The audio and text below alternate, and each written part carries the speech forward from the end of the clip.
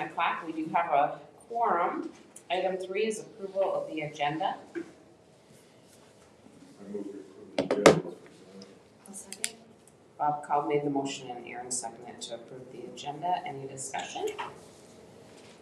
All in favor, raise your hand. Opposed, the same. Motion passes. Item 4 is to review the board's common message. The Owen School Board strives to provide an environment where students can be happy, healthy, and awesome in their educational pursuits. We believe that each student can graduate ready for college or a career. To do so, we will provide a safe, nurturing, and engaging learning environment that meets individual wellness, social, and emotional needs.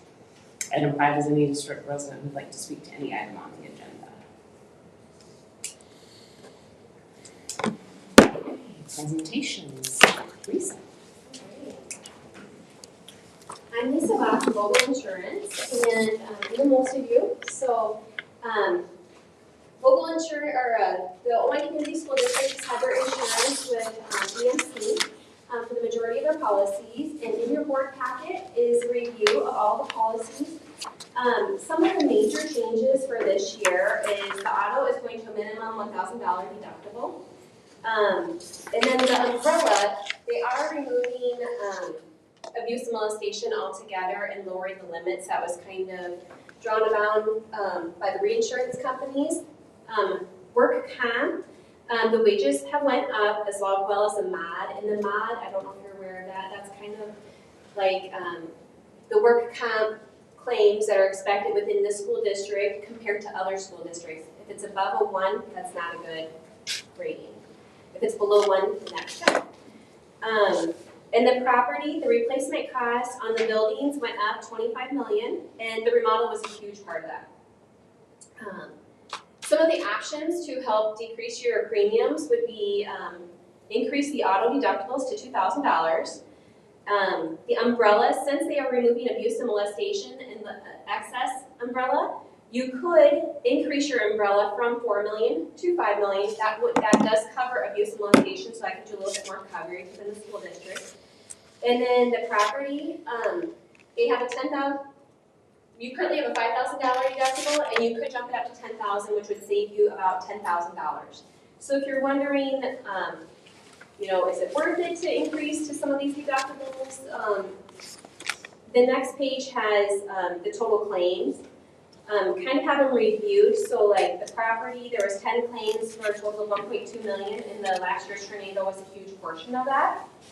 There are no open claims. In the marine, I think that was something to do with the husky dog.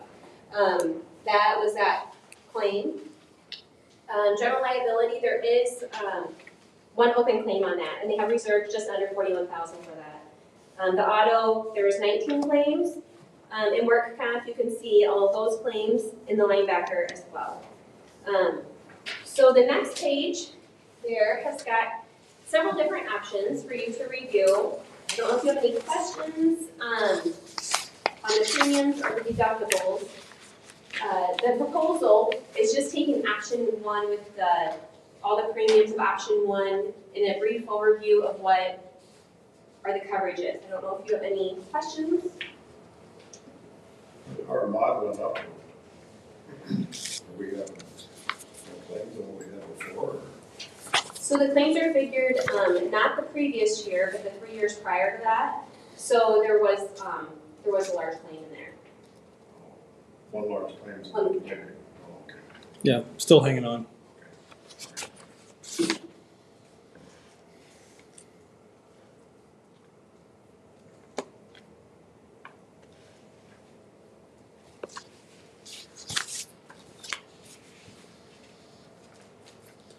We can get into this a little bit more when during the action piece of this, but just because Lisa's up here, if you guys have any questions.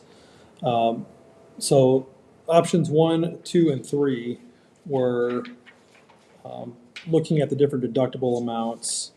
In particular, 1 versus 3 was the big change in deductible for property, and then options 1 versus 2 change out the auto. And then the last one is the umbrella change from $4 to $5 million. So Michael had requested is it option 2 there, Michael, or 3? Option one. Option 1. Oh, option 1 is, okay, sorry.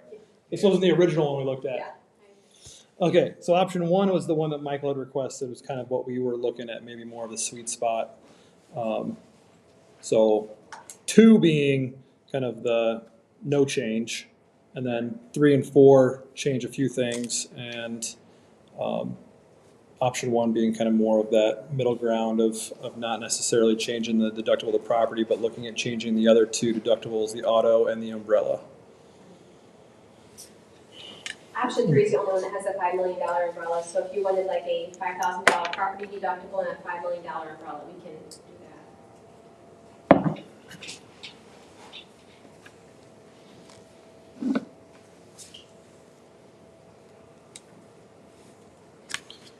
Is there any questions while Lisa's here?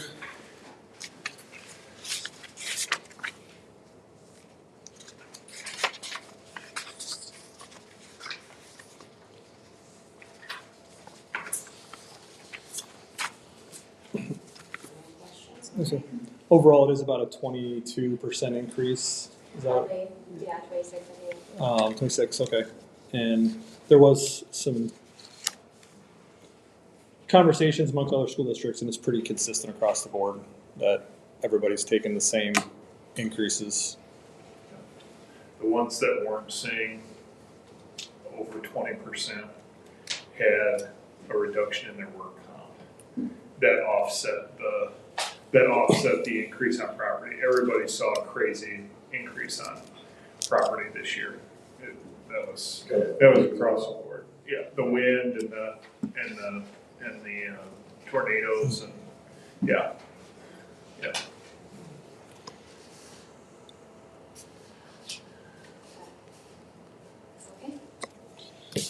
All right. Thank you. We can do. Erica needs to leave too for ball game. We'll just go do picture without Joni. We can Okay. grab her later. All right. Okay, we're gonna jump outside for I guess. picture quick.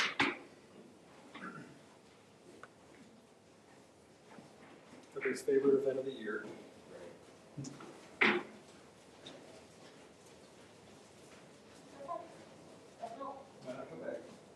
Okay. We might not be here. Yeah. Just let us send a text or something.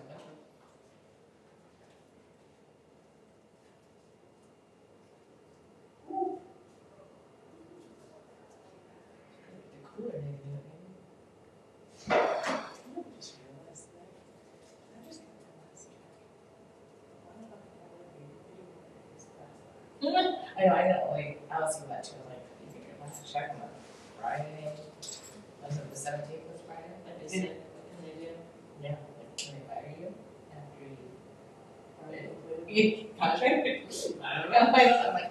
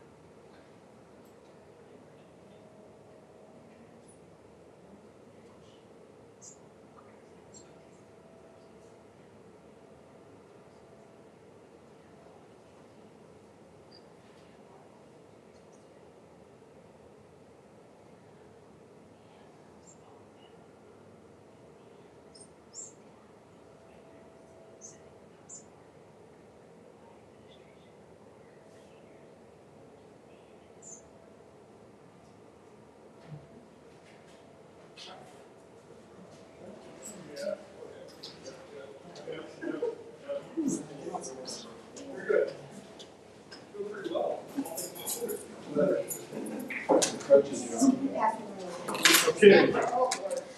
You can brush that in whatever.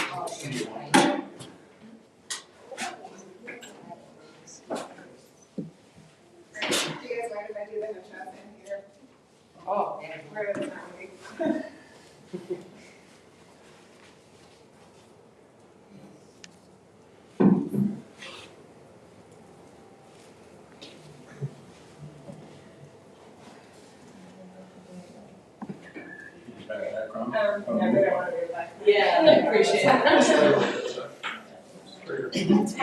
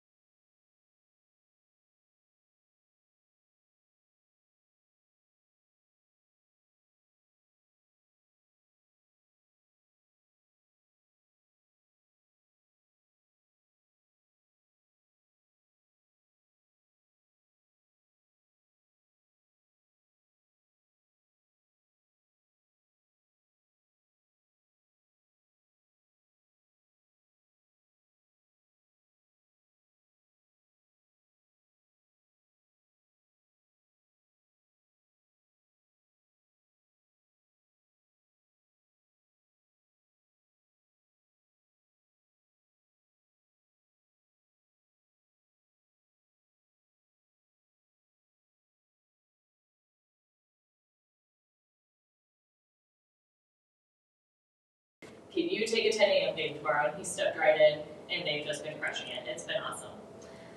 With only softball and baseball, it's kind of a shorter report from me on the AD side of things, which I'm sure you're all complaining about. But softball has had a few win streaks here and there. We had a really strong one at the beginning of the season over Union and AP, and we just started a new one starting Friday with 2 very impressive wins over Clinton Ridge. And then it's been so great having the middle school softball program back, just hearing lots of compliments and just so much encouragement from the community, being very excited to have those girls playing at that level. And the same goes for the middle school baseball program. It's been a fantastic partnership with the city to be having those games out at Diamond 2. We were a little nervous at first with it being across town, how that was going to work, but it's been nice. And then the baseball at the high school level, it's been a really strong showing at the lower levels, and then for varsity, it's just been kind of splits here and there. Started the season strong with the win over Benton-Schellsburg. We lost 2 last year, so it was really nice to come out and just win strong with them. And I'm splitting a lot of varsity games, but it was really great to get a win over Sumner Fred. They're one of the toughest ones in our pod, and they are also in our district, so that was really nice to get split wins with them. As far as activities go, things are a little quieter in the summer. Band had a great time performing down at the Haze Days Parade, and then we're just setting up schedules for next year and getting the band camp on the schedule, getting ready for all state auditions, things like that. So kids are just excited, and then as always, there's the list of, hard to imagine, the last month of activities before we get into fall events down at the bottom. Any question on the AD report before I head into the high school one? Awesome. So I just structured it the same. Sorry, it's not how Mr. Hadley usually does it, so it looks the same. I like my template.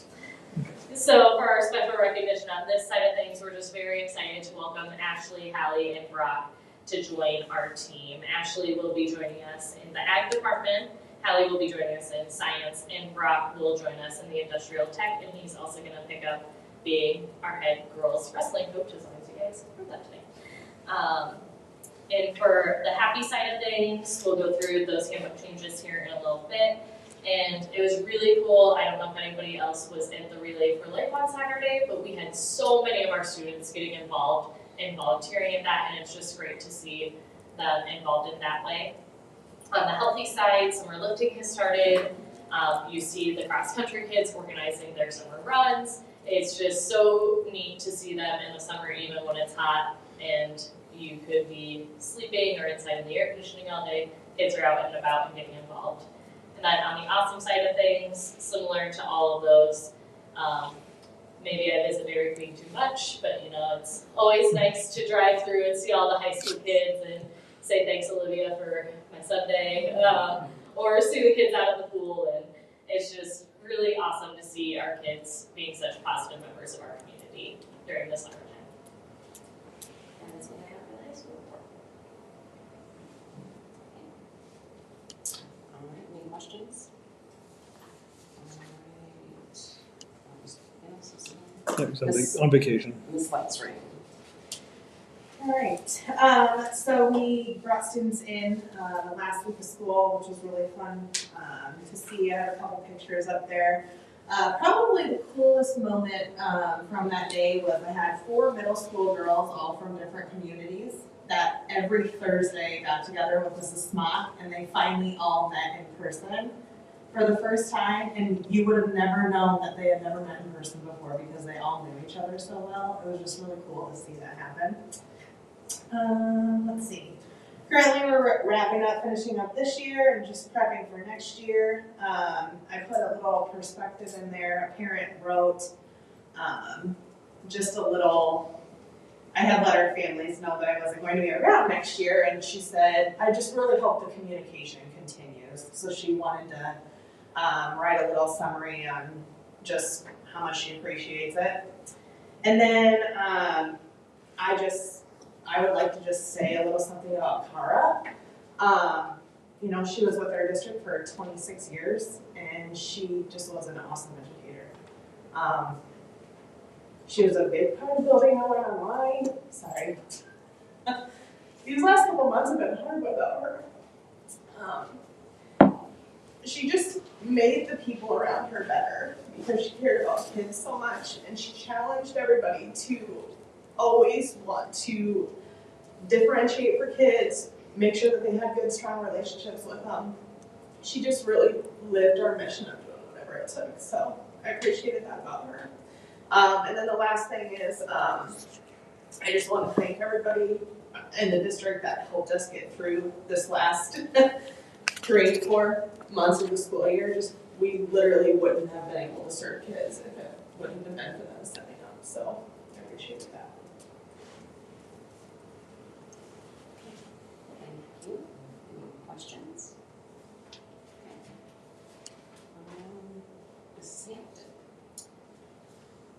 Mine's short and sweet. Right now, we couldn't tell if we were walking through the hall. We're really busy cleaning up the building, as well as doing some room shuffling, like we see there. We're just changing some room assignments to make there be a better flow and make it more efficient, and better utilization of the rooms in the building. We will have a hallway that is dedicated to the 5th grade, which I think will help tremendously. And especially because we're going to do an elementary model for this incoming group of kids. The schedule for next year is basically done, but I still have some openings at this time. And so really to be able to finalize anything has really been difficult without a full roster of teachers.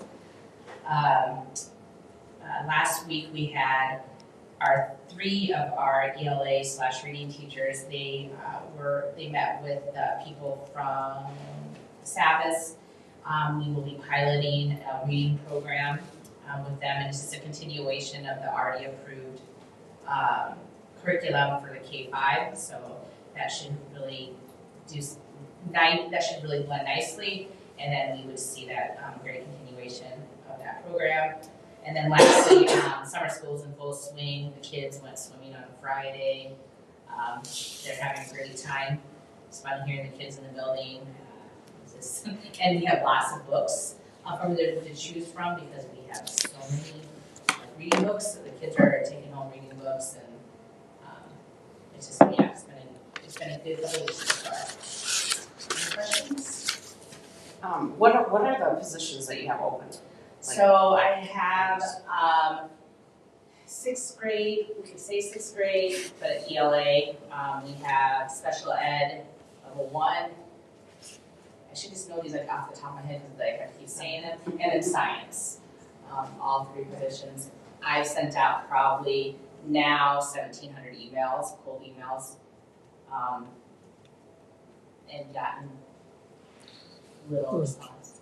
And there's a little confusion out there. I don't know if you look publicly or what is, we post them internally and push them out, and then also put them on Teach Iowa for postings.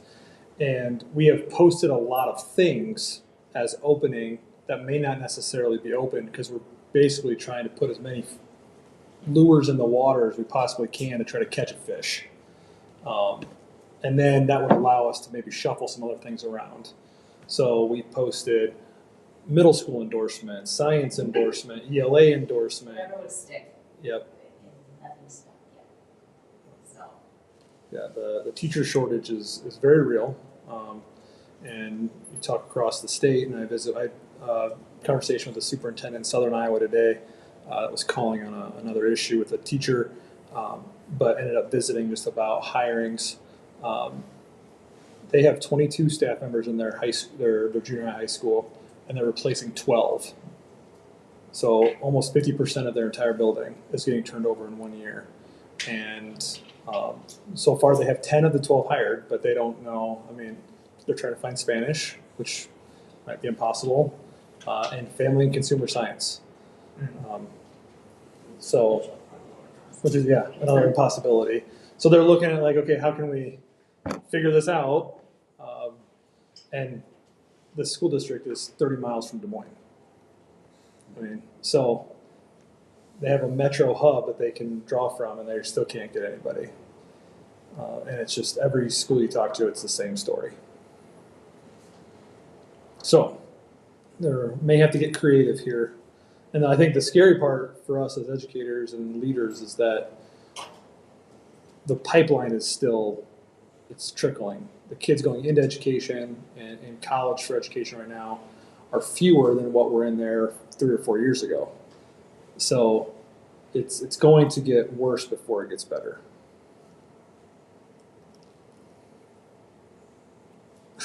So no, it's not good news. Yeah. A great rapport. Thank you. Well, no, okay, with the fifth graders, so are they each gonna have their own teacher?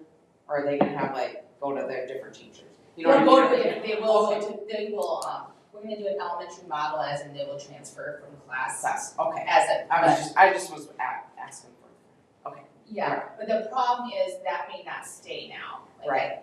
But, Yeah, but even by taking one from there, I'm still short, right now. And then do we know the class sizes? Are they bad in fifth grade? Or is that If too we soon can to keep it tell? the way it is, we will have class sizes of about 22, 23. Okay. If we have to change, it'll go up to 27. If we don't get 3 more teachers for 6th, the 7th, and 8th, well, we'll about have 64. No, I'm just kidding. We don't have any rooms that big. But I was gonna say. There are some portable walls in that building. yeah, there are portable walls, so we may just be. They come in on a weekend and just make Yeah. some DIY things. Okay, all right. So I was visiting with a superintendent from out of state, and they're running into the same problem, so they've actually brought people in from out of the country. Maybe for this, on a visa program. Yep. And they'll be here for a couple of years to fill the holes.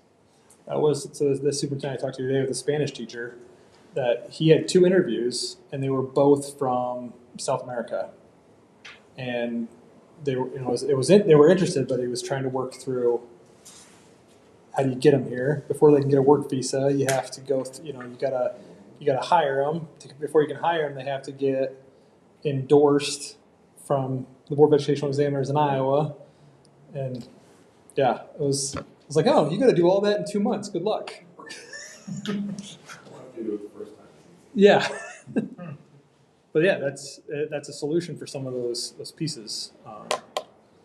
And that is actually who I have received people interested in this. When I sent those 1,700 emails out, interestingly enough, I received several requests from people from the Philippines, and I'm Filipino, so it's interesting to, but that process is, I spoke to some people who got through the process, is pretty That's daunting. where the superintendent was getting most of this.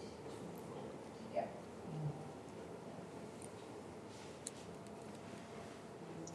Any other questions?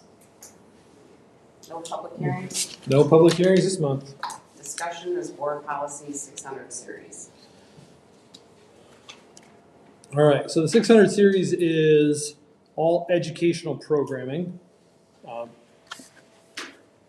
It is probably, I would describe the 600 series as could potentially be a hotbed for public interest.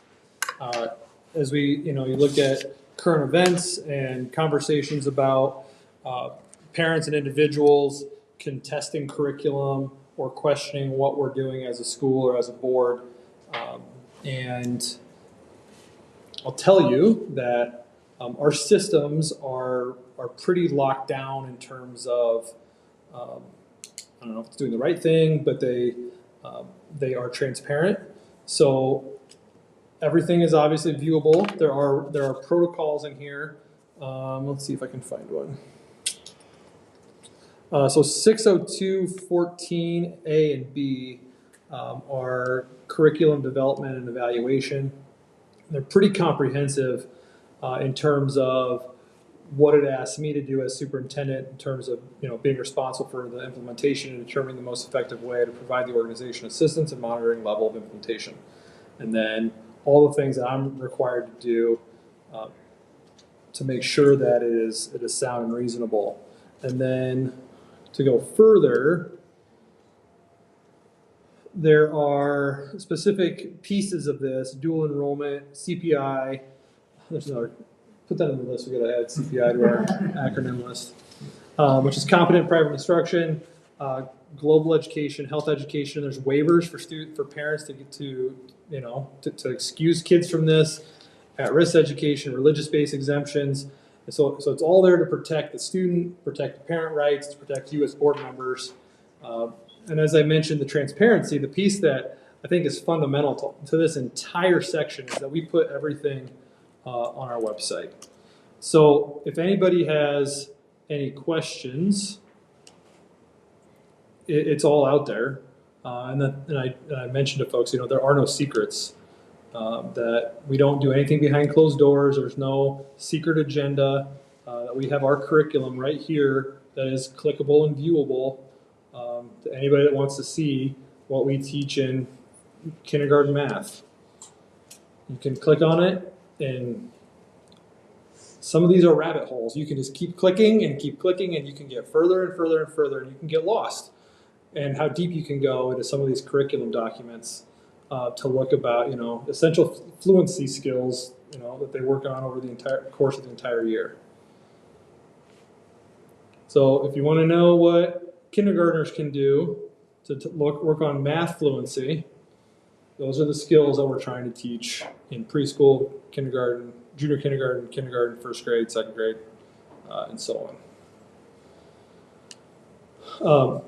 You can come down here and click on high school. Some of the ones that are probably more controversial, government, for instance,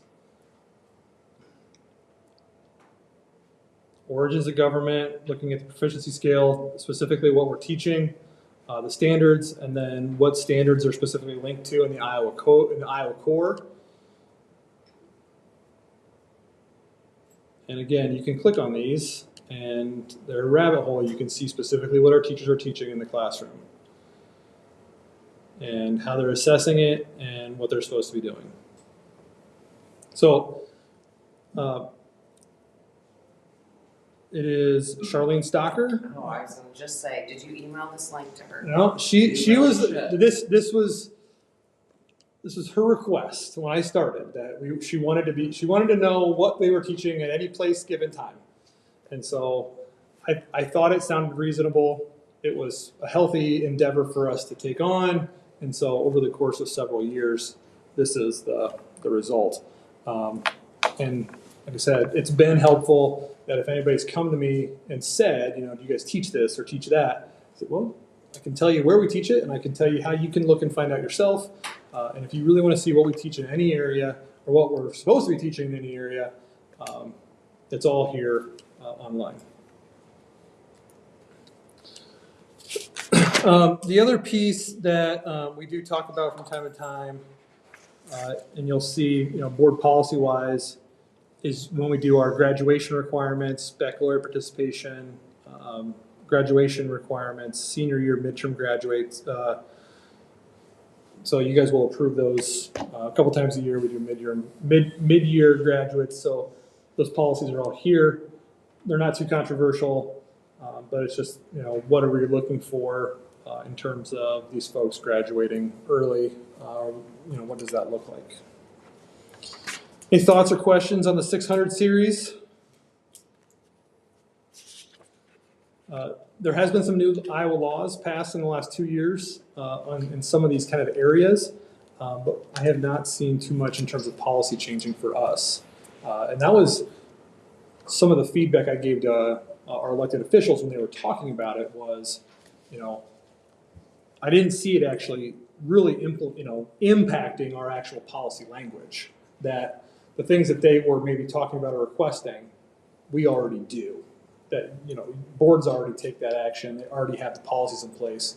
That those policies weren't necessarily needed per se, but it doesn't really impact us one way or another because it doesn't change any of our practices. The other thing I know that comes up, I clicked out of it. Our entire library is also online. So if anybody wants to see the books that we have in our in our libraries, that's all viewable on our website as well. So you can search for titles or just browse to see what books are in there. That is the 600 series in a nutshell. Does the state audit that, or is it just for? Yes, so every December we do a desk audit with the Department of Ed. And our liaison, her name is Buffy Campbell. And I send her probably 30 or 40 links to specific documents or policies. And she'll go through, since most schools are, things are online, pretty easy for them to look to see, yes, you're in compliance with these things. Yep. One of the joys of that accountability piece with the Department of Ed.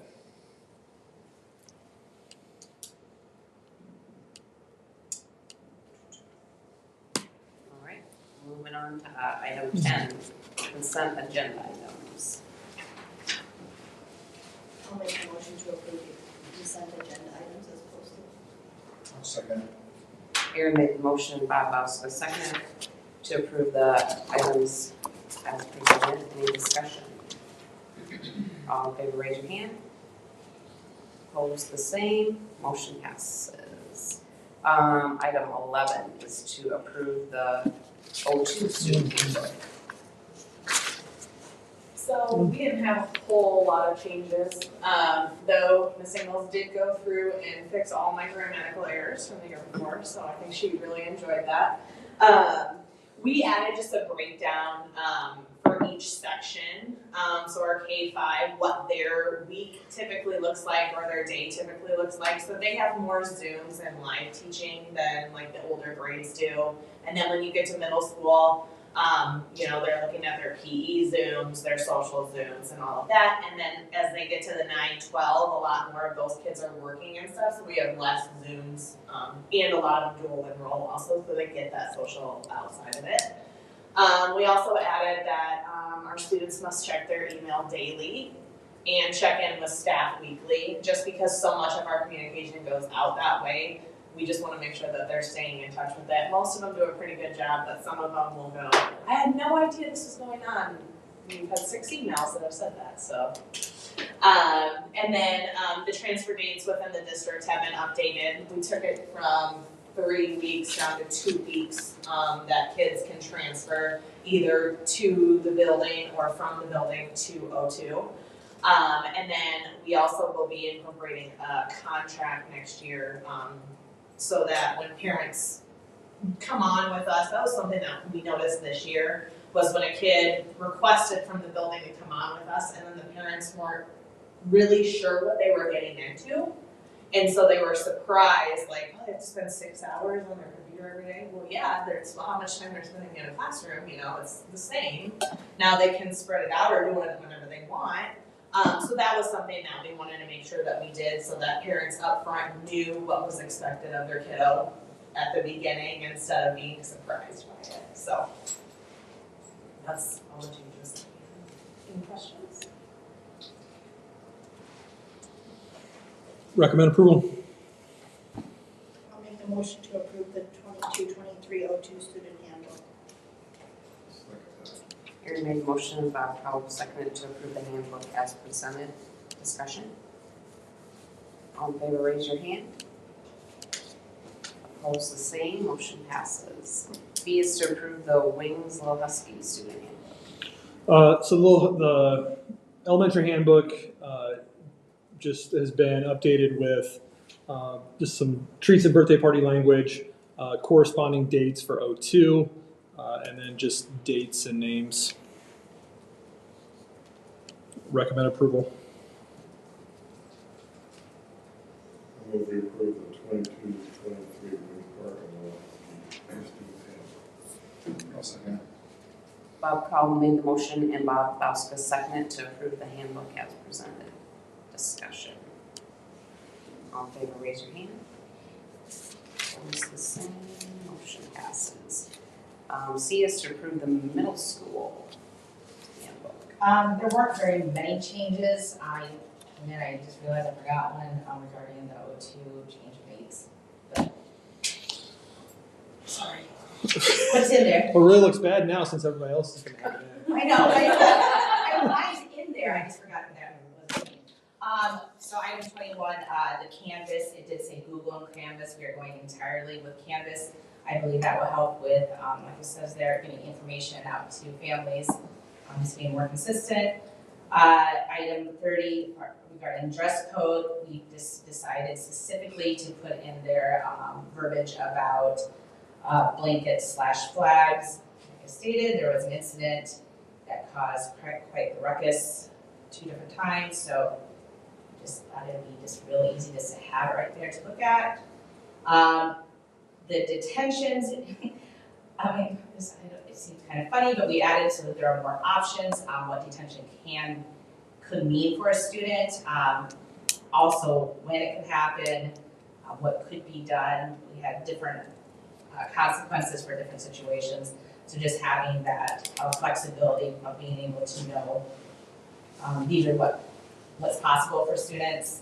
And then lastly, just the yearly changes of schedules. We did put staff information in, but again, that's going to be probably hopefully changing, adding 3 more teachers. I believe that's it. And then also, the thing that I forgot to write, I apologize, is the change of dates for the transfer to the building and vice versa. Something that we've found challenging when it comes to discipline and students has been, the traditional routes, detention after school, in-school suspension. Those are kind of the 3 big tools that a principal has. And I think it's been harder over the last few years, especially when we're just hyper vigilant right now on the impacts of staff and staffing. Requiring teachers to stay after school for detention, or if you assign a detention, you have to be the one that stays after school to make the kids serve it. Well, there's kind of a self-fulfilling prophecy there for some people. I'm not going to write any detentions then, so I don't have to stay and supervise kids longer. And so there has been a challenge there, and our principals have become more and more creative about how to hold the kids accountable, kind of punishments can we have students serve to make sure they're aware that a rule was broken or what they did was bad. And so trying to think outside the box and have a comprehensive list so that in the middle of the year, when I have that creative idea to do a lunch detention or have students stay and sweep floors from 4 o'clock till 7 o'clock on a Thursday, that a parent or a student doesn't come back and say, well, it's not in your handbook, it's not in your policy, you can't make me do that. So both the high school and the middle school I've asked to kind of think more comprehensively about your list of opportunities that you can provide a student to think about their behavior and what we're asking them to do in terms of discipline to bolster that discipline list, gives them more tools in their toolbox, so to speak, when it comes to student discipline.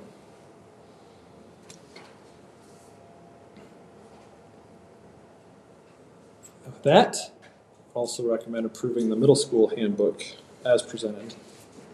I'll make a motion to approve the 22-23 middle school student handbook. Second. Aaron made a motion, Bob Bauska. Second.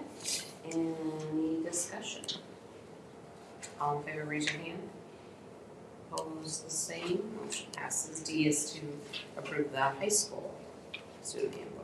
All right, so up on the screen, it looks like a lot, but I promise you it's not. It's really just a lot of changing of words and things like that. So updating, years to reflect the school year, updating high school staff. We still have the PRIDE acronym in there, so we changed it to the EDGE. Another acronym. Another acronym, yeah. And then with the EDGE, we took out all of the very specific, scenarios to just the general, this is what it looks like at the high school, and then added the link to the district technology policy with that. We don't do the minor stage 1, stage 2 anymore. We do reteaching. This is what the expectation is, and then it's a minor, and then it's a major. So we just updated that to reflect that language, to align with our PBIS expectations. We updated some of the detention policies, so making sure that the times reflected what we actually do for the detentions at Saturday school, and then changed the service time. It used to be within 2 days, but we changed that to reflect within a timely manner. If a kid gets a detention on Friday, Monday's a long ways away from Friday.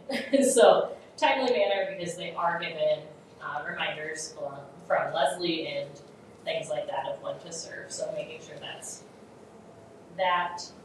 Updating things from a letter home and no longer wasting all that paper to just a contact home. So it could be a phone call, it could be it could be letter or an email, just some way to notify families for truancies and tardies. Updated the transfer policy. I remembered it. We did update our dress code to include sunglasses and then coverings like blankets, flags, and things like that to match OMS. And then something just to align our handbook within itself more. Within the truancy policy, there is the statement that there's the potential that a student can be dropped from a course after 6 truancy and no credit could be awarded. So we added that to the dropping of courses portion, just so it was reiterated there as well. That is a board policy too, so. Yep. So just wanted to make sure that there's no ifs, ands, or buts, that it is explicitly stated there. We also added that remind is to be used for notifications, school cancellations, and with the addition of soccer and esports, we added that to our athletics and activities offer page.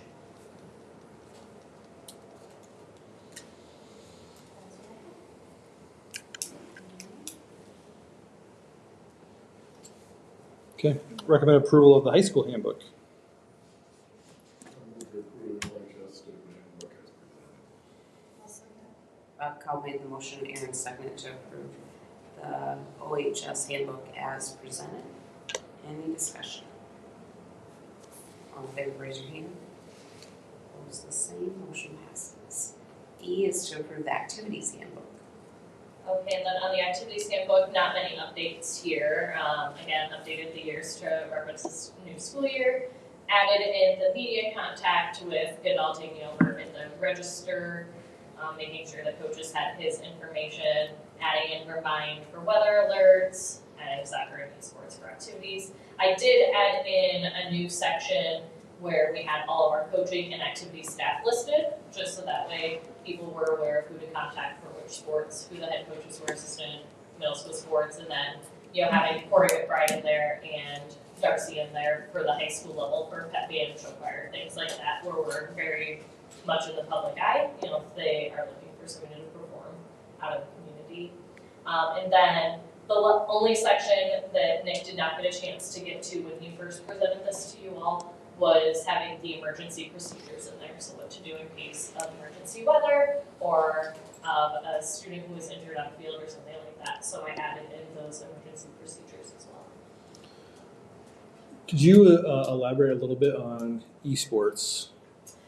Yes, so from the board members, who is familiar with esports? Like, just raise a hand, kind of a iffy. So, esports, I really like pulling the canvas. Yeah. So, esports is competitive video games. It's kind of exploded a lot in the last couple of years. Get on YouTube, get on Twitch, that's like the major streaming service for video games. And there are people who make like buku bucks like doing this. Like it is a thing. There are colleges with esports teams now. You can get a college scholarship to play esports. You can get college scholarships. There's state level competitions at the high school level. So it's a way for us to engage a lot of students here in Ojai that aren't doing anything else. We talk about engagement and wanting to get more students, being happy, healthy, and awesome. This is one way just to add that in. So Bryson, who is our O2 special ed teacher, we're really working on him. He's got 2/3 of his body in the door to be coaching that. So I'm pretty much sold on the fact that he's doing it. And we're building a super sweet, studio, gaming room, whatever you want to call it, for the kids. And it is divided out into seasons where they play 4 different games over the course of a year. So there's really something for everyone. If they don't like the game being played at the beginning of the school year, they can jump in November and play that game. So there's different kinds of games. It's all regulated through the Iowa High School Esports Association, another acronym for you all in the athletic world of acronyms. and they're super cool. I listened and went to a presentation at the AD conference this year from the esports That's what I want to show you. folks. And it is one of the fastest growing sports in the state and in the country. So I'm really excited to be adding this. And we have some really cool teams around us. That is the current school district map in the state of Iowa of schools that have esports. So it's really exciting. And again, it's what I'm most excited about is just engaging students who aren't doing anything else. You know, just increasing that participation, making students feel involved and included in something, because we all know that students who are involved in something graduate. So So I'm most excited about Mario Kart. It's in the spring. So how do the kids play these sports? Do we have to buy the So equipment or the games? there's a few different ways. So there's you can play them on like a Nintendo Switch, but you can also play them on computers. So that's something we're kind of getting to navigate. We're starting with computers, and the kids can learn how to build their own computers, because the ones that we have right now probably won't be like the best. But that's also part of it, is learning how to build your own device and make it optimal. So there's a lot of STEM that's involved in it, and like it's super cool.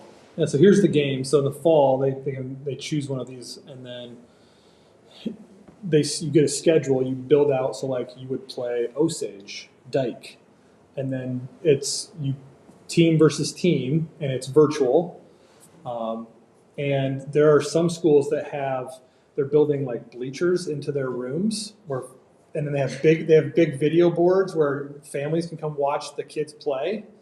And they have commentators, so students are like talking over Twitch, which is the live streaming version of this. It's It's an experience. It is an experience. So it's not my cup of tea necessarily. I suck at all video games. Like my favorite ones to play are farming games. You know, that's where I'm at on my video game level. But kids get super into it, and I love it. I'm here for it. So yeah, we'll meet them where they're at. So are they required to do any type of physical activity before they play the games? I don't Super think so. stretches, That's good. Well, I mean, actually, like walk around, so they don't, their legs locking up, Lots. yeah, walk lots, yeah. For us, it's pretty low-hanging fruit because we can use the 21st Century Grant as a resource to get this started, to supplement adults that are willing to take this on and start kind of being coaches. So it's pretty low risk for us to create an opportunity for kids and traditionally kids that aren't involved in a lot of other things. And there are some schools I know that we've heard that there are kids that will do traditional sports and esports, that they work it out to do both. So thank you for answering that rabbit hole question. You're welcome. I can spend more time on it. Is the letter for it like a controller or? Well, we'll have to. Work that out? We'll have to get a specific logo for it. Okay. Yeah, I'll talk Yeah. to Fusion Forward. Yeah, we'll definitely brand it. You Okay. 100% certain of that. Okay. Okay, I recommend approval of the activities handbook. I'll make a motion to approve the 22-23 activities handbook. I'll second it. Aaron made a motion, Bob Bowska second it, to approve the activities handbook as presented. Discussion. All in favor, raise your hand. Opposed, the same. Motion passes. F is to approve the first reading of Board Policy 500 series. Get out of some of these things. Pull this up. So recall from last month, 500 series is student discipline, student rules, and then the disciplinary procedures that follow.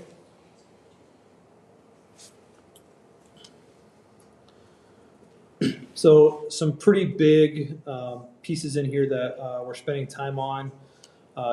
Truancy and unexcused absences. As mentioned earlier, that students can be dropped from courses, what consists of a truancy. if you recall, we had a student here a few months ago talking about absenteeism from the high school, the mental health thing. So I have followed up. We have had a committee meet 2 weeks ago to do some preliminary work on some attendance work, and then we're meeting again next Wednesday to work on that again. And it's centered around not just like truancy-based policies, but how do we take that policy and really implement it in the buildings, and not just the high school where we think about truancy a lot, but where they build the habits of coming to school on a regular basis in the elementary. And that when you look at some of our, kids that continually come to school at 8:30 or 8:45 every day, it's not the kids' fault, it's the parents' fault. But how do we engage with that family to build better habits and to get them here sooner so that we can kind of end some of the chronic absenteeism that we face in our district. We do have a county attorney that's willing to support us on the truancy piece, which is not unlike many other county attorneys across the state. So we're beneficial there.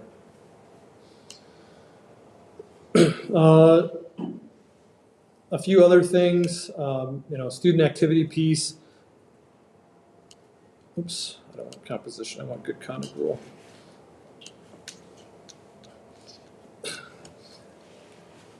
I don't see at this time any need to change this, but the good conduct rule is one of the ones that probably gets addressed most frequently or appealed most frequently on a policy basis to me. And then we've had a few cases that have come to the board with upholding this policy. So this is one of the ones where you could put a lot more language in here. But there's always kind of that push and pull of, is more language better? You do less language to give yourself flexibility. And the premise is that students are, staying out of trouble, not getting arrested or charged with possession of alcohol or those kind of things.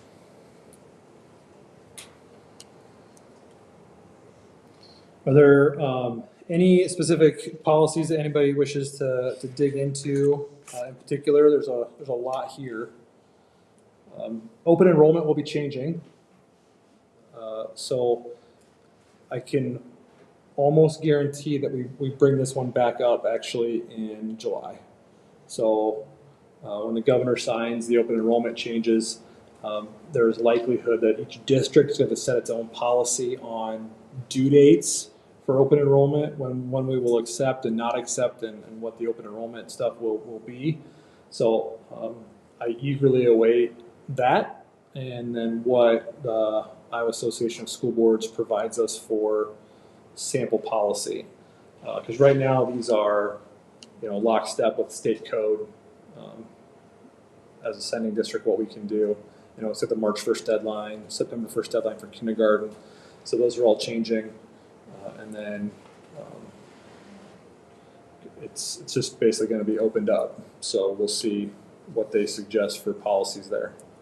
But it'll be a healthy discussion, I'm sure. So is there going to be some attempt to have some continuity? I hope so, but I don't know what is going to be suggested from a state standpoint. There are two really important pieces of open enrollment. And the first one is finance. So money follows the student, but only until October 1st. So after October 1st, open enrollment can happen, but when those happen and they're non-special ed, the money doesn't necessarily have to follow the student. So if a student leaves a district, so they say they're here, and then October 2nd, they open enroll to wherever, say Davenport, then that money doesn't necessarily follow them. So Davenport is essentially educating them for free, and we receive that money. Now that's no different than a student that moves, because that money stays and there's no money follows that student anyway.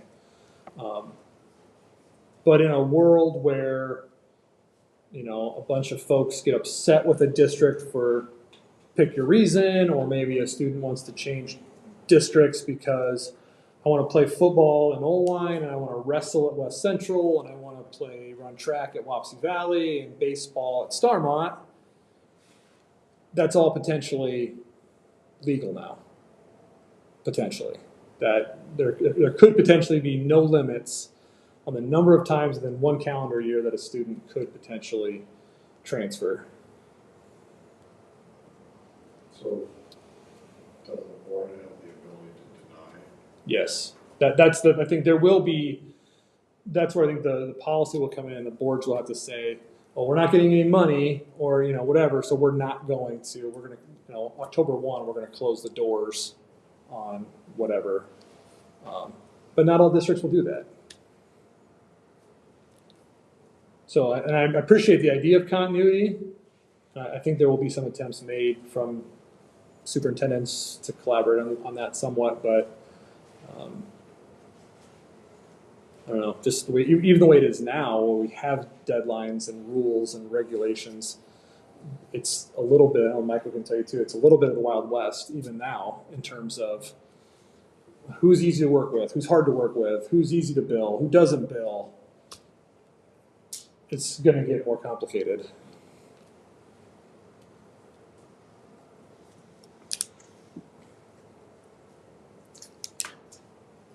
So, we're fun. This is full of fun news tonight.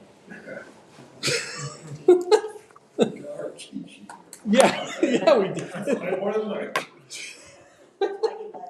Right.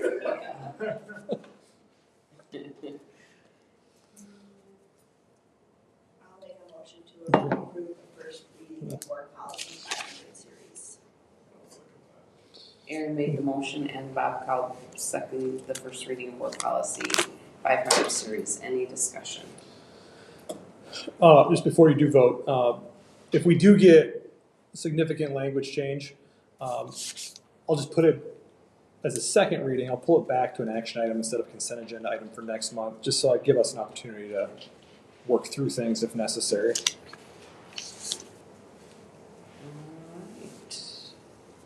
Okay, any further discussion? All in favor, raise your hand. Opposed, the same, motion passes. G is the insurance report. Yep. So I'll kind of do my 30,000 foot view, and then I'll let Michael kind of do the 10,000 foot view. So we budgeted in our proposed budget to the state and the county. We allotted $415,000 in management fund to pay for insurance. So not the entire management fund, that's just what we allotted for insurance. We do have some wiggle room. So if we go over, if we have, and that could include, it also includes deductibles. So if we have a claim and it's a $10,000 deductible, or a car claim and it's $2,000 deductible or $1,000, that comes out of that $415 budgetarily. There is room, all right, so it's not dire if we go over that $415, but we did budget, and it is an increase, 25% over last year. So I think our recommendation generally is to make some decisions around taking some money off to give ourselves a little more breathing room. I think the big question for you as board members is how much breathing room, and does it warrant a change from the $5,000 deductible to the $10,000 deductible? So theoretically, $10,000, you go from a $5,000 to $10,000. You're one or two claims away in a year to being back to where you started with that. If you go to 403 option 3, and then you have a $10,000 or a claim, you're pretty close in one claim to getting back to that 413 or 411. So with that, I'll let Michael jump in and give his 2 cents on the whole deal, and then try his feedback. I don't necessarily have a strong recommendation one way or another personally. I think that all 4 options are viable, so I think it's what you guys want to live with on it. Yeah, I'd echo a lot of what Josh said. we mentioned when Lisa was still here that, you know, the increases have been seen around the area. It's not just us. What stings us a little more is that 1.06 mod on the work comp. So it was kind of a double whammy of, hey, we did renovations that increased our replacement cost by 25 million. Not solely, you know, the cost of construction has gone up considerably, like everything. And so we have, you know, we have a lot of different things kind of working against us in terms of why that premium went the way it did. Josh summarized it pretty well there in terms of what we have to decide tonight, or at least get feedback from you, and we can go back and, you know, and get, you know, get another number if that's what it boils down to. But these we thought were the best options of the options out there. They're not numbered in any particular order. Like, we don't think option one is necessarily the best option, for example, but I do like that option one kind of, it threads the needle a little more, to use one of Josh's phrases. So we're under 415 there, right? But if we have a $5,000 claim, obviously we're over our 415 budget.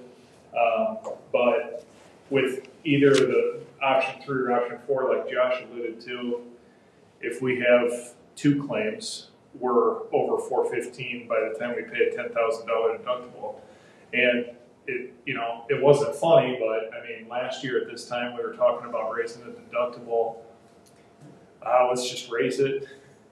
And then the tornado comes through 3 weeks later after we raise that deductible, and we're paying $5,000 out of pocket on the tornado. Obviously, I mean, we're happy we had the insurance. It cost far more than $5,000 to get everything fixed up the way we wanted it. I would also mention that, you know, they were great to work with in terms of us getting our money for paying for it. I mean, in terms of the timeline, it was like everything else, just trying to get the stuff wrapped up and completed.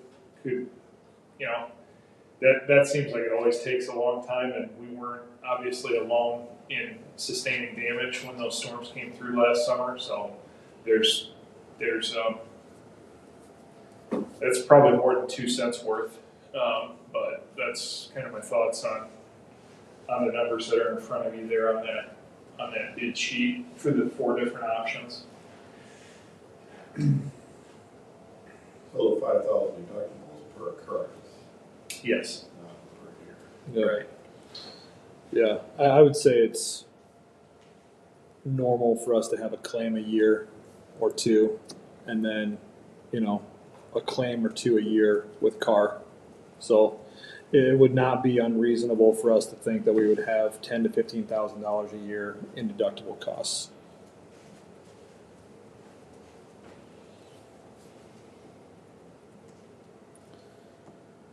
Yeah, so option 2 is pretty much, other than the $5 million for the umbrella, it's more or less what we currently have. So option 2 would be basically keep things the same. Options 3 and 4 take a pretty good hack at trying to take some costs down just by increasing the deductible. I'll speak a little bit for Michael, and I think that it gives him a little bit of the EBGBs to increase the deductible that much. Yeah, it does. So I think that's why we asked Lisa to go back and give us, because we had options, originally it was options 2, 3, and 4. I think option 1 was kind of like try to thread the needle and try to say, okay, let's try to save as much cost as we can. I don't think a $2,000 deductible on auto is unreasonable. No. Not given what it cost. I mean, Right. $2,000. You get a fender bender pretty quickly. Yeah. With that, you know, I mean, you can see the difference. I mean, there on the page, everything else is the same. I mean, it saves you about a claim is about what it saves you to do the 2,000 versus the 1,000. you know, Last year we had 19. what's that? Last year we had 19 claims. On the auto? Yeah, I don't recall that many claims. I think this is past 5 years.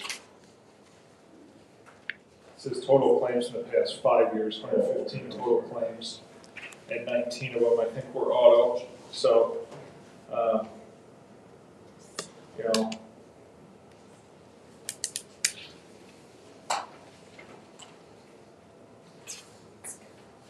Do you want to grab the nails? What's that? Okay, since workman's comp is our. It is. that's a killer. It is. That is a killer. Yeah, and we just, and not for lack of trying, I mean, we have been working at it, and Michael and I have spent quite a bit of time brainstorming different ideas to try to invest, bring in, EMC has some programs. We've talked about having, Performance Rehab has some therapy-based or evaluation-based services that we can bring in to evaluate, and recommend on lift capacity and those kind of things for staff members. So a lot of our claims are custodially based, or folks walking on slippery ground or moving equipment that they shouldn't be moving. So I mean, that's kind of what we're trying to get a little bit tighter on some of those practices so that we can bring some of those things down. And the one lingering is really what's driving that mod. I mean, you heard Lisa say it. I mean, it's a 3-year look back. Hoping to near the end of that one soon, and that hopefully helps us get closer to 1 or below 1. But yeah, that is, like I said, the one district that didn't have as crazy of an increase on insurance this year had a decrease in their mod. So their mod was like 0.89. Well, that just tells you how much volatility there is in that work comp premium, Oh, they'd be interested in what they're doing to keep theirs at a 0.89. We've never been at a 0.89. No, it's always been 1 or above. Yeah, we had one that we were trying to work at getting off the books, and then we got another one. There was one that mentioned the capacity thing, like what Josh was talking about there. They brought that on as part of their onboarding into maintenance and custodial areas, just because that's where they were seeing the brunt of their damage on work comp. One district said that. The phone nurse, the Ask a Nurse line, that on-call nurse, EMC on-call nurse has been a huge thing for us. I mean, as bad, if you want to say it, as bad as our work comp is, you look there at the stats there, 72 claims, 45 were medical only, $0 incurred. So 45 out of the 72 were 0 claim. So, and that is in large part due to them calling that line and, getting help there rather than going right to the ER on some of those. So, and they are advised to call it every single time. Anytime an injury occurs, call the line. So they sign a paper when they're onboarded saying they will do that. So if it is option 1, just the recommendation would be to do nothing to the deductible, the general property deductible, increase the auto deductible to $2,000, and decrease the umbrella coverage to $4 million.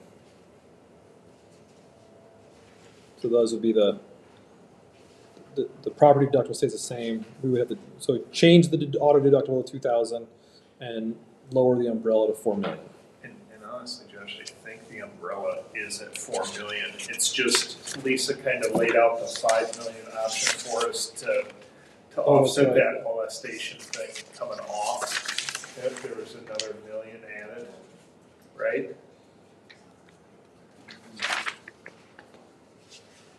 Correct. Because option 2 is like if we did nothing, right? Except all the auto deductibles are going up to 1,000. Okay. Okay, so we currently have 4 million for the umbrella. Yes, so no No reduction change. there really. It's just Got it. knowing that with them taking that Yep. one particular coverage off Right. there. Yep, abuse molestation. So no change. Thank you for clarifying. Yep, no problem. The only change then would be to increase the deductible of auto insurance to 2,000. My understanding is correctly, on autos, if you had 19 claims and that's an average of 5 years, right? It's about 4 per year. And you have to pay the deductible every time there's an occurrence. If it's to be claimed, yeah. Correct. We used to have a $500 deductible. So we made a lot of claims because it made sense for us just to make a claim on it and pay $500. At 2,000, we make it far fewer claims. We can pay for those repairs out of Save or Pepple. They don't have to come at the deductible. We just would make less claims. If we make a claim and the deductible's paid, then it comes out of management. So fender benders, those kind of things, we're gonna probably just pay for ourselves and not claim, unless it's, I would say 2,000, you're probably talking about an accident. So hopefully not very many of those. And to underline your point, I mean, even at that $500 deductible, 3 of those were still $0 claims. 3 of those 19 were still $0 claims. So now you're down to 16 over 5 years. You're closer to 3 than 4 a year.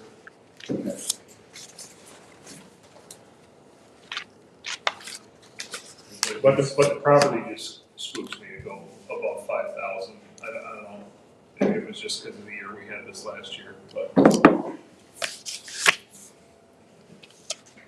So we want to try to run the new for 1 year? Or we want to just leave it where it is? You want to go on option 1, you want to try option 1 for 1 year, or do you want to? I can't see it, it seems different to do it. I want to toss. Yeah. Option 1 would incentivize us to make fewer auto claims. I mean, we would do more of we'd pay more out of a different fund to fix more car repairs if they come up, or bus repairs if they come up.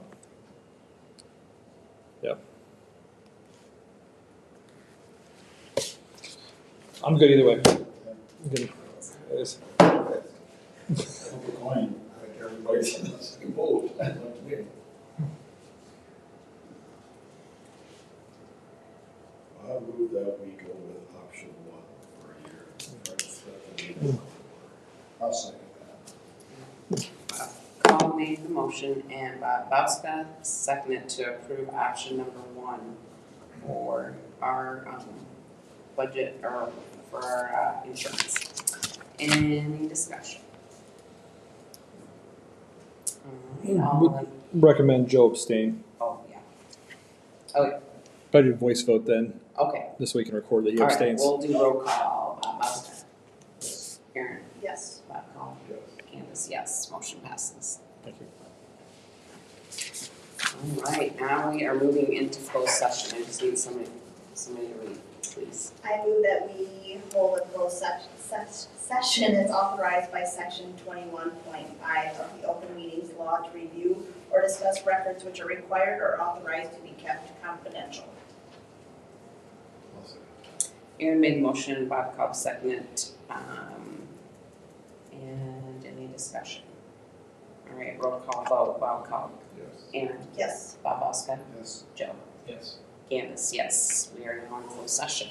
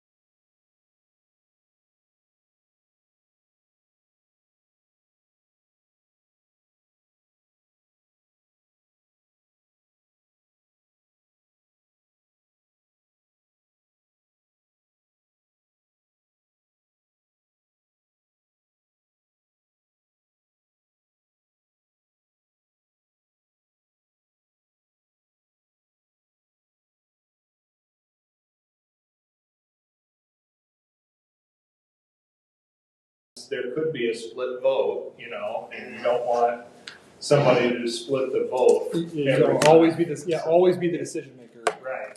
I don't want to. I don't make motions, so. Okay, now we're. Yep. Sorry. Vote, right? Yep. I recommend approving the district emergency operations plan for 22-23. Second. Paul made the motion, Aaron seconded. Any discussion? All in favor, raise your hand. Opposed, the same, motion passes. Item 12 is reports. Michael. Continuing the theme on brief reports here, so, working on getting the rest of those, so Josh alluded to the title grants. That's the federal money that we get, so working on getting those cleaned up here in the next week or two. July 15th is our deadline on those, so, still a few folks working, with summer school and stuff that will wrap up in June and pay those in July, so we'll get that squared away. Then just continuing to prep for audit for next year. We got confirmation today that it will be remote again. There are still a handful of districts, believe it or not, that don't have their audit yet from FY22. Or FY21, sorry. And so they're working on wrapping that up, and then they'll start in on the remote audits for FY22. And it's just kind of, we're wondering if the bond will be spent out by June 30th, or if we'll carry a little bit of that balance into July or not. But either way, it looks like by end of July for sure we'll have that spent out. So no danger of holding the bond proceeds too long for this district. So that's it. Any questions? Mr. Hain? In my report, I just have you can see the updated pictures. Oh no. It says it can't be found.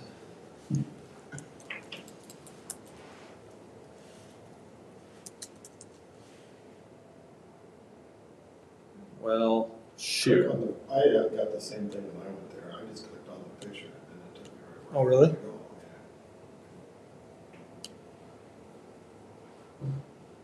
to go.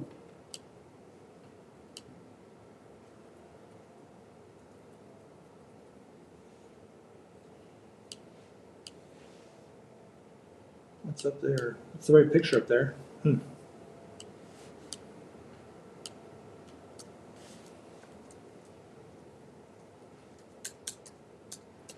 Well, anyway, we are really, really close to having Winks Park wrapped up. Had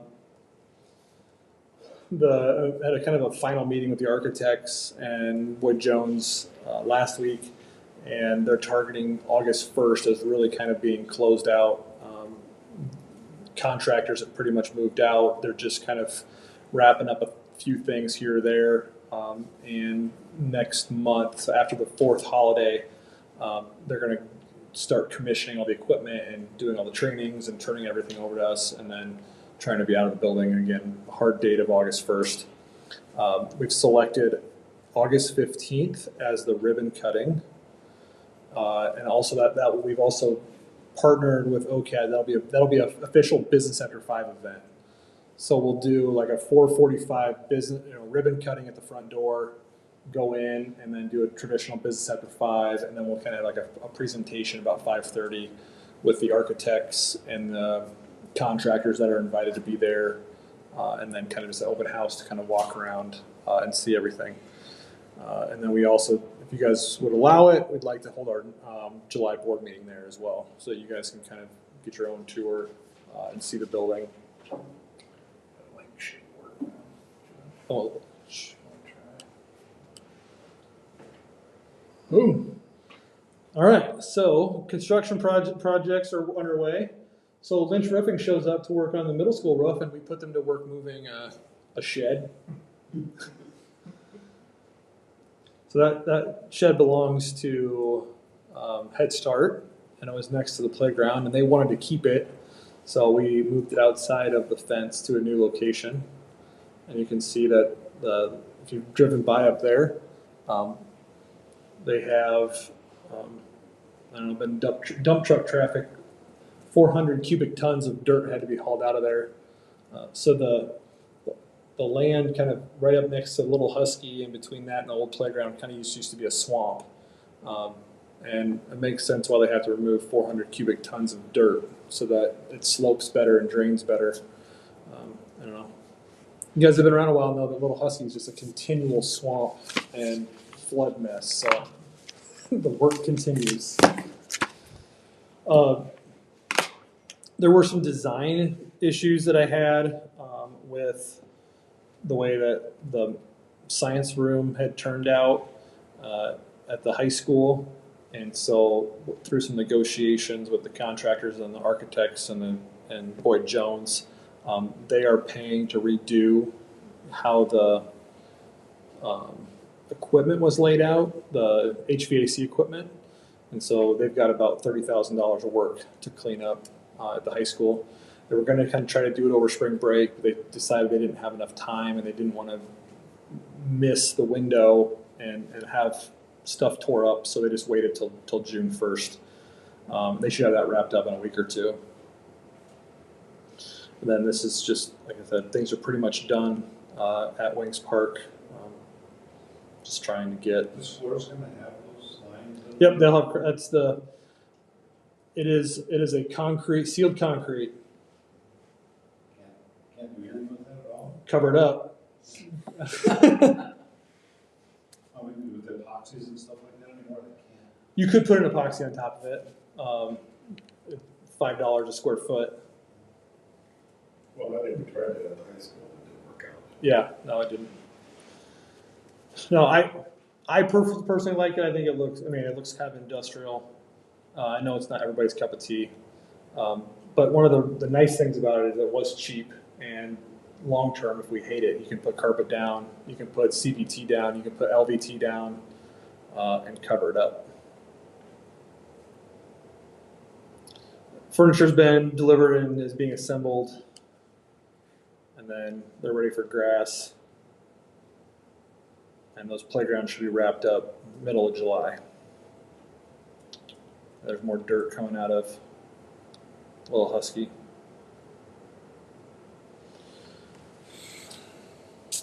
A couple of details on hiring. I know last week we interviewed and offered a position to a new O2 principal. She's accepted, but we're just waiting for. She asked that we did not approve her contract until she's officially let out of her contract at our other district. So just kind of letting those things happen. We interviewed a librarian. We thought we had one. She turned us down. She was the only applicant we had. So we are still searching for a teacher librarian, and that might be a struggle. So the idea maybe now is just to try to find someone that's interested in library sciences or reading or that kind of thing, and try to talk somebody into being a teacher or a part-time teacher and become our librarian. We are required by code to have a teacher librarian on the books, so it can be 10% of time, but we do have to have one. So the risk of not having one, so you guys know, that issue would come up in our desk audit, which is in December, that when I send the stuff to the Department of Ed. And then we would have a citation. So in the spring, I have to submit an action plan of how we're going to fix the citation, and then you have another calendar year to fix it. So in theory, you could go a year without one, and then the plan to fix it would be to hire, or would be to advertise in the spring early, and then hire one for the following year.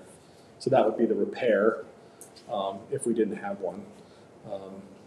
You know, we would try to do our best to get by with associates. I've talked to both of Diane's about some consulting work here or there. There may be some small interest, but we'll see. We'll keep working at it. Is there anybody we can share with? Potentially. Sumner Fredericksburg maybe had expressed some interest in potentially sharing, so I might pursue that.